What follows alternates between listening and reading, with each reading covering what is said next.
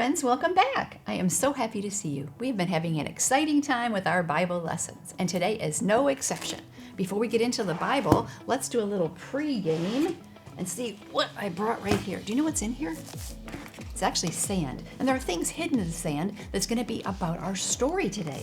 Let me see, what can I find in the sand? You know what that is? A plate, a cow, some money, lots of things in here. Here's a little goat and a little sheep. So the story's going to be about animals, plates, a chicken. Oh, there's another plate. Anything else in here? Some more money. Is that it? I think that is it. Sand is so much fun. So what does this have to do with our story today? We're going to find out. Are you ready? Well, what does it have to do with it? Because in our Bible today, God's people had been living in a city called Babylon. They were there far away from their home, and God said after 70 years, he would bring his people back home. God always keeps his promises. The time finally arrived for them to go home, just as God promised. So let's see what our story is about today. It's been a long time since they've been in the land of Babylon. Ready? God delivered his people.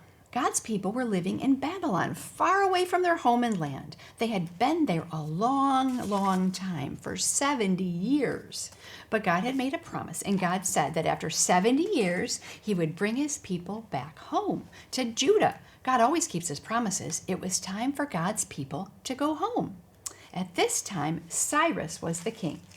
So we have another king. Cyrus was the king of a land called Persia. Persia had attacked Babylon, so now Cyrus ruled over the land. God gave King Cyrus an idea. Cyrus said, let God's people go back to their land. Let them rebuild God's temple in Jerusalem. Anyone not going with them should give these travelers whatever supplies they need. That was great news. Before, God's people had to stay in Babylon like prisoners, but now they were free. So before they were like prisoners, but now they are free. They could finally go home, so the people got ready to go. King Cyrus and the other people living in Babylon gave them gifts like gold and silver and animals. Just like I told you, gold and silver and animals. Like, here's some gold. Gold. And things made out of silver. Animals like sheep. What else did they do? King Cyrus even brought out some dishes that Babylon's king had taken from Jerusalem. The king's helper counted the gold and silver basins, silver knives, gold and silver bowls, and many other pieces. Like this, many other pieces for them. The leader of God's people, a man named Shabbazzar, brought all these things along when the captives returned from Babylon to Jerusalem. So they gathered them all up, and they were ready for their big adventure to go home after 70 years. What a long time.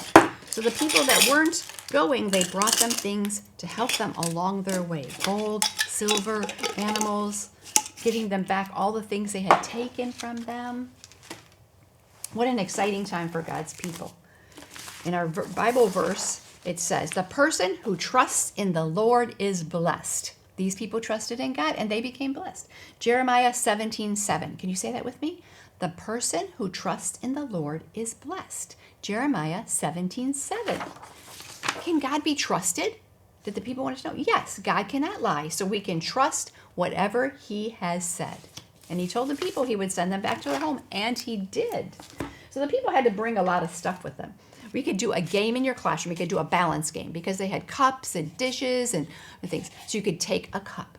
Everyone get a line, put it on your head, and see how far you can go with the cup still on your head. It would be a fun game. Another game you could do in your classroom would be a bowl toss. So we get some bowls, you have something to aim for, and then you just toss them and see if you can get them in the basket. Try it. I think you're going to love that. So to remember our Bible verse, we're going to make a banner with our verse. The person who trusts in the Lord is blessed. See, is it all these squares? So first we have to cut the squares out. You will probably already have the squares cut out in your classroom. We would do this so fast. You can color and decorate them. We have to put them in order so that the words make sense. So let's just cut them up, following the dotted lines. Everyone who knows how to use scissors is going to love this. Remember the scissor rules. Don't cut your friends. Don't cut your clothes or your hair. Only cut the paper that your teacher gives you. Okay, we cut those all up. We're going to take some red paper here and make a banner. So we're going to tape it together. Then it's going to be your job to decorate this banner. You can put this on your door at home or on your refrigerator, somewhere where you're going to see it and remember. So the first part of the person. So we have the person is the first part of our verse. The person, we put our glue on it. The person who trusts, that's next. The person who trusts. What's next? In the Lord. See, it can help you remember these. Is blessed. And that is found in Jeremiah 17:7. And we can even add this picture here of the Bible scroll if we want to. Put that at the very end. We need to clip just a little bit off of it to make it fit. Okay, so there is my banner. That's what you're going to do. Then you're going to color it and decorate it. Put it somewhere at home so you can always remember. The person who trusts in the Lord is blessed. Jeremiah 17:7. Have a great time making that. I think you'll like it. You can use markers or paint or even glitter, anything to make yours so fancy. Also, we remember that the people were given plates. We could decorate plates. So everyone is going to get a plate, a little tiny plate like this. Then you're going to take your markers or your paints or your crayons and you're going to decorate your plate and make it a beautiful plate. I'm just going to go quickly, but then you can add flowers, you could add hearts, anything to make this a beautiful plate. Because the people got to take their plates and their cups, everything back home with them. They had a lot to carry. So we're just going to get started with that part of it. What do you think you're going to put on your plate? How are you going to decorate your plate? Is it going to be so beautiful? This is just the edges of mine. I think I'm going to make a flower on mine, so I have to add some grass. I bet some of you are going to put rainbows or hearts. I bet you are. We can make a beautiful flower. And this could be my special plate. And you have to decorate your own special plate. I'm even going to put some little hearts around here because I know some of you are going to want to do hearts and rainbows. There. I finished decorating my plate. Did you decorate yours? I can't wait to see what it's going to turn out like.